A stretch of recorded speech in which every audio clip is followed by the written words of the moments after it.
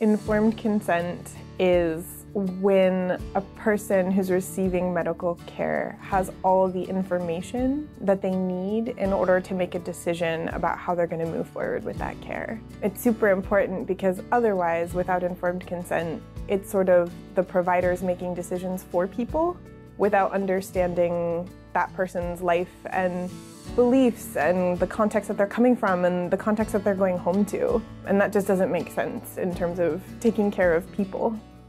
Informed consent is giving people the proper information for them to make their own decisions, right? Giving them information about testing, about their rights as patients, whether it's in the birth center or the hospital or at home.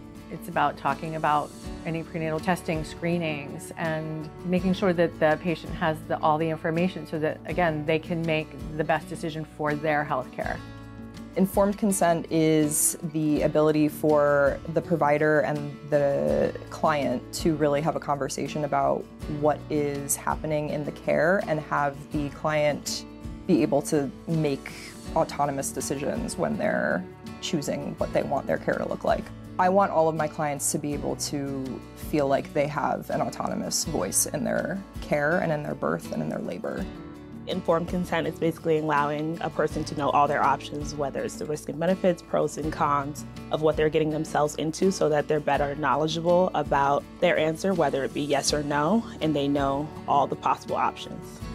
Informed consent is being able to have a conversation, having a discussion, being able to explain what the reason for what we're doing is, what are the potential outcomes, adverse or good, and what to be prepared for, and recognize that you're being told pretty much everything as much as you can, and using that opportunity to answer any questions the patient may have.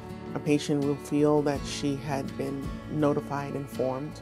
It gives them the opportunity to be able to say, I had a hand in my care, and my practitioner was actually not just only communicating with me, but we were doing it as a team mindset, not just being dictated to, but having the discussion.